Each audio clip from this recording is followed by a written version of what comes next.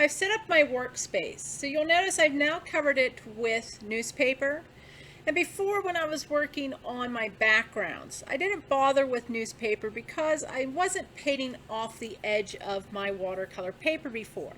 So I was fairly certain that I would be able to keep the watercolor contained to where it needed to be and not getting it on my work surface.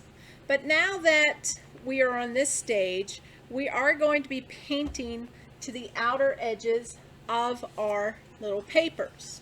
So I'm protecting my work surface with some newspaper because this is going to have paint come off the edges and water also. So I also have a container of water. It still has some red pigment in it from earlier, but that's okay. I'm going to start working with my warm colors first anyways.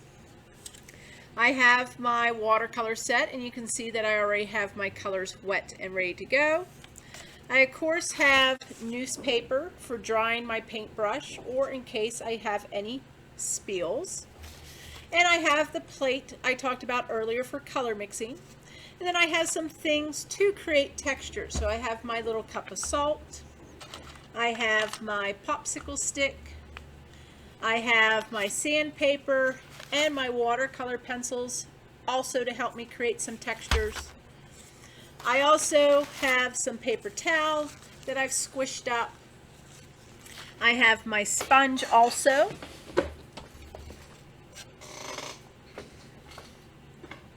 And I also have some plastic wrap.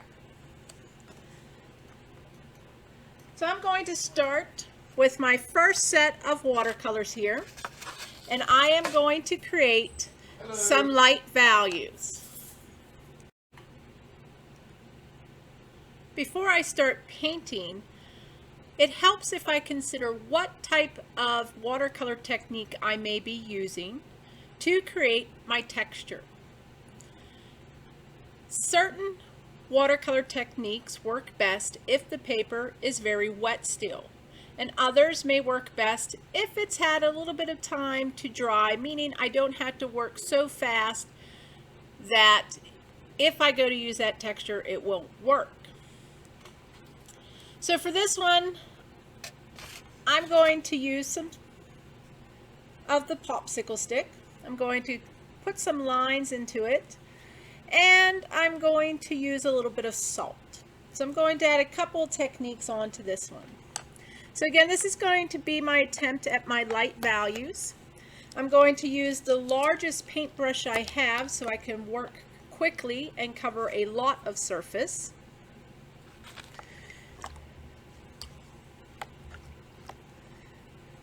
And I'm working with my warm colors also. So I know I'm going to be working with reds, oranges, and yellows. I know because I want to make this my light value one, I'm going to have a lot more water than pigment in my brush. So I may want a little test strip here to test my color out before I apply it onto here. And I have my salt near me, ready to go. And I have my popsicle stick also. Now one thing, if you didn't notice when you were creating your background with the 1-inch border, that if you didn't notice, watercolor will stain quickly. It is highly pigmented, and once it absorbs into the fibers, it's almost difficult to remove. So I do want to make sure I do test my values out onto this little test strip so that I can keep my light value look. So I want to, for this one, put a little bit of red. Maybe I'll mix some yellow with it, and then that way where they touch, I'll naturally get some orange there. So I added some more water to my red paint, and so I spread it out that could probably pass as a light value. I'm definitely getting a lot of the water, sorry, the white paper showing through. And I've added some extra water to my yellow also, so let's give that a test and see. And yes, as I spread it out, I think that will be a thin enough application of a wash, a glaze of my paint to be able to keep to my light value that I want. So I'm going to work with my wet on wet technique. So I'm going to wet my paper first. And since I am going to be working with salt, I do want a nice level of moisture here. Same thing with the popsicle stick, especially if I want some of those darker lines to appear. And then I'm going to start applying some of my paint. Now, as you are doing this, if you do happen to get too dark, and I usually make my light ones first, because if I do get too dark, then that just means I make it my medium value. And I can then take another sheet of paper to try to get lighter the next time. In watercolor, it's always easier to darken your paper, darken your values, darken your paint by layering colors on top of colors than it is to lighten them. So now that I have a nice light application of some colors on there, I'm going to come in with my popsicle stick, do some of the lines. And it doesn't have to have any reasoning to it. I'm just trying to create some texture. So I'm seeing where my paper was wet enough that I'm getting some darker lines where that watercolor pigment is soaking into the scarring I'm doing to my paper. And I'm seeing some areas where it's starting to dry and it's starting to lift some of the color.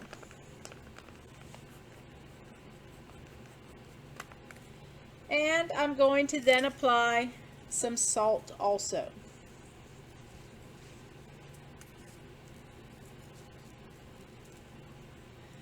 So now that I have my texture applied, if I have no room to set this while it's wet, then I'm going to let it set for maybe about an hour and come back, and it should be dry enough that I can now store it somewhere.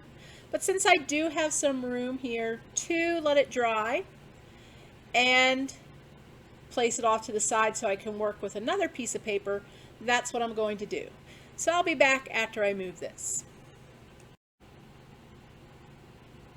So I've put my other one off to the side to dry, and now I'm going to work on my medium value.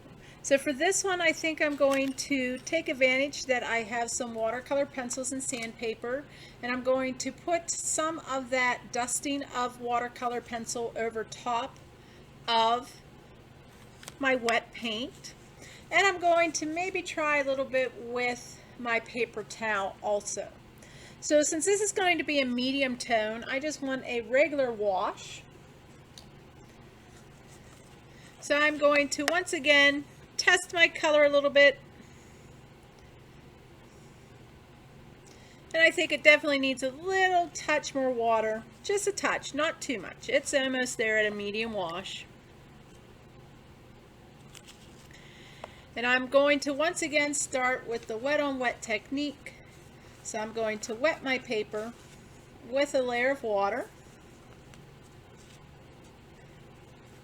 And this is just my choice. You can work wet on dry. I just happen to really like the wet on wet technique. And I'm going to now start applying some of my watercolor for my medium values.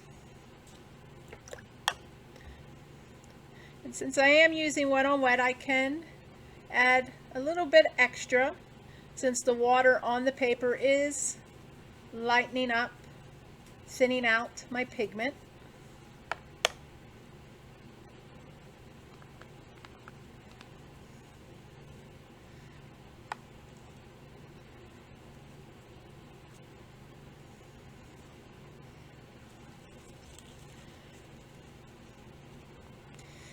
And what I found sometimes works with this is if maybe you apply a little bit of paint to your paper towel before you touch it on. And remember, it's going to lift up some of your moisture, so keep that in mind. And while my paper is still damp, I'm going to come in with some of the red sandpaper speckles over top.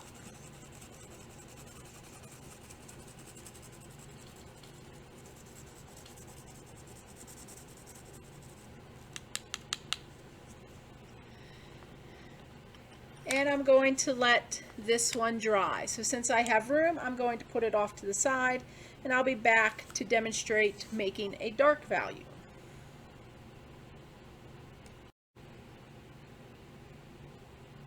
So for my dark value, I'm going to want to prep some of my paint mixtures first before I start painting on my paper. So I'm going to still work with my warm colors, and I'm going to create some darker values of orange. So I'm going to pull some over onto my plate.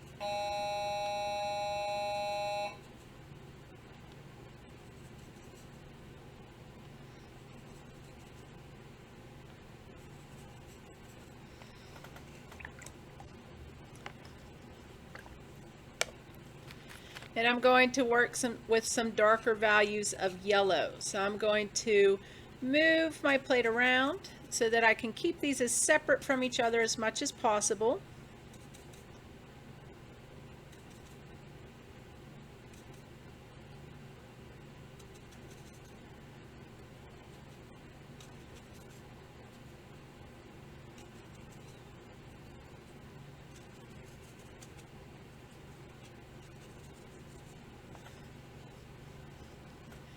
And to make my darker values, I'm going to work with my complementary colors for my orange. So I'm going to need some blue paint to help darken up my orange, because remember, complementary colors are colors opposite each other. So I'm going to pick up some of my blue and mix it into my orange color.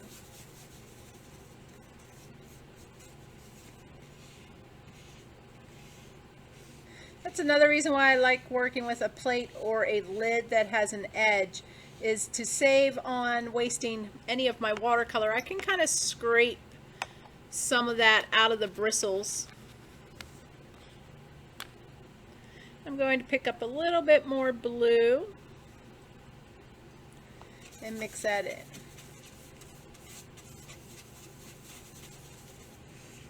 Now that I have my darker orange value ready, I'm going to darken up my yellow. And one thing you have to remember when it comes to yellow and mixing, remember, it is overtaken by other colors very quickly. It's a very light color, so darker colors will overtake it. And I think for my yellow, I'm going to try and darken it with a little bit of brown.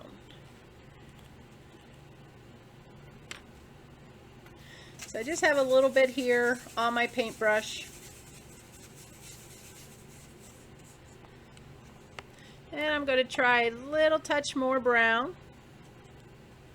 Darken that up just slightly, a little bit more. And what I have here is I have a little bit of brown on my test strip. So I'm just going to go and pick some more up from it, from that test strip, and mix it into my yellow. Okay, so now that I have a darker orange and a darker yellow value, I'm ready to start painting on here. And for this one, I'm going to use some saran wrap. But I found a better technique that I like than the one I showed you earlier. So for this one, I'm actually going to work by putting the paint onto my canvas first.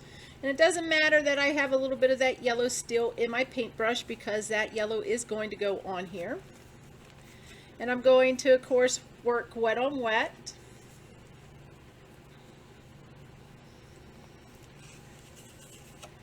And I'm going to put down some of my colors for my darker values.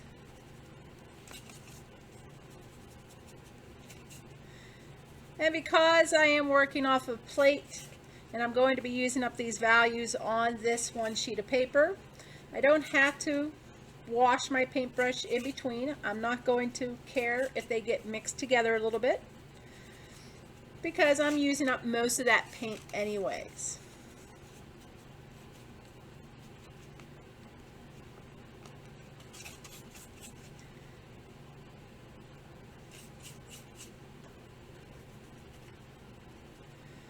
Okay, so now that I have that coated with some of my darker value oranges and yellows, I'm going to carefully slide it up here. And I want to prepare my darker color that I'm going to use with my plastic wrap here. So I'm going to go with red, of course. And I'm going to go ahead, if it mixes in with my darker orange and my darker yellow here, I'm not going to mind.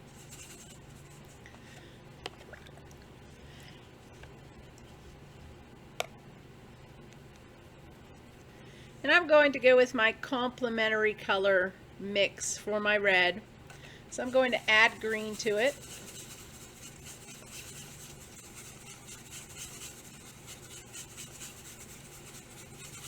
Make it a dark, dark color. And my next step, and this is a nice way of doing this plastic wrap version,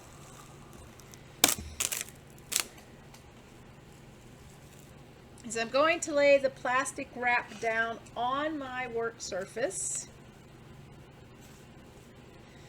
I'm going to create a couple little squishes in it, get some wrinkles going in the plastic wrap, and let's face it, that's not very difficult to do with plastic wrap. It likes to stick together. And then I'm going to take my watercolor paint and I'm going to put it on my plastic wrap. I'm going to put my palette up here so I'm not having to hold it and try to paint on top of my plastic wrap. And what happens is the plastic wrap, of course, is shiny. It's not going to absorb the paint. The paint's just going to kind of sit on top of there.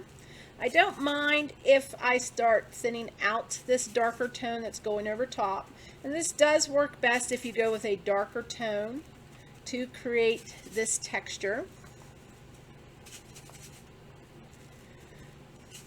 But I want to make sure I get enough on here to cover my paper with the plastic wrap. So once I have some of the plastic wrap with my watercolor on here, I'm going to pick up my paper and realize that this technique will take a little bit longer to dry. I even mentioned it when we did texture before and our little practices. Because the plastic is over top of the paper, the air is not going to get to it as easily as just the paper sitting out and drying. So realize this will take a little bit longer to dry. But what I'm going to do is I'm going to take my painted surface, put it down on the plastic wrap. And this is why it's also nice to work with these smaller papers. I'm going to flip this over and I'm going to again squish this onto here and let it set. Okay, so I'm going to carefully transfer this over to my drying area, and I'm just going to let that plastic wrap sit on top of this paper until it dries.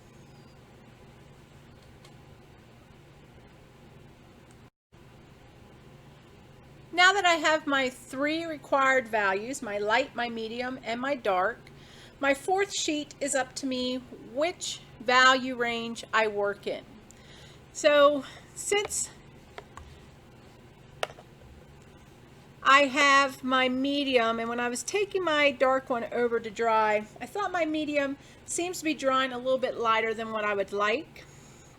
So I'm going to create a second medium value paper. I think my light one's good. I think my dark one's going to be good. But my medium one seems to be drying a little bit lighter. So do realize that you will have that occur. The pigments aren't quite as intense once they dry. So I'm going to come in with a little bit more to create another medium value paper.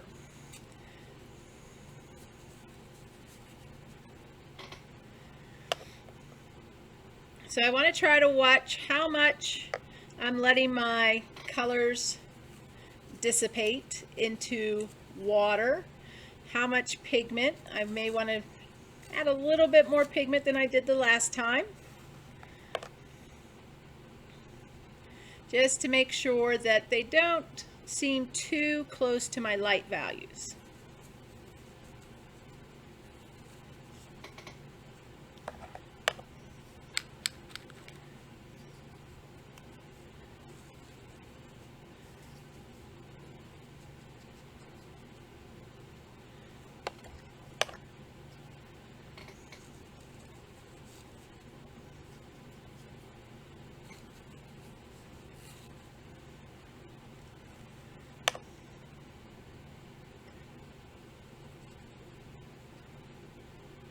And for this one, for texture, I think I'm going to do a little bit of splattering.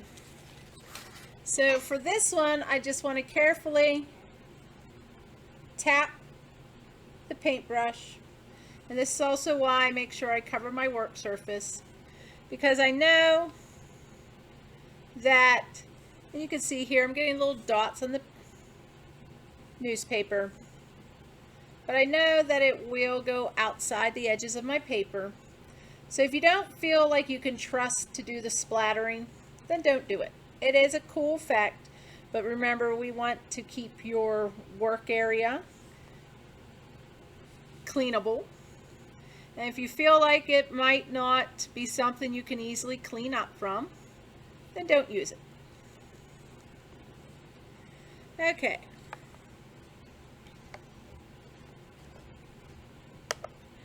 So that concludes all 4 of my warm colors.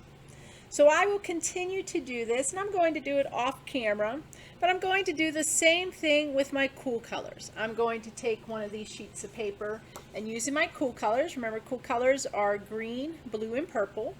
I'm going to take 4 sheets of this, and I'm going to create a light value, a medium value, a dark value, and then one of my choice. And then on the last 4 sheets, I'm going to work with my color choice background colors. And so for my color choice, I mixed warm and cool colors together on the paper.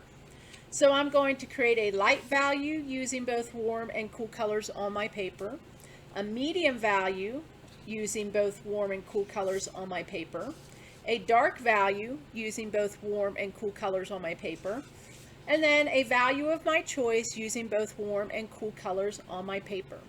So I will do these again off camera. I will apply textures to each one, and then I'll check back in with you with my finished products.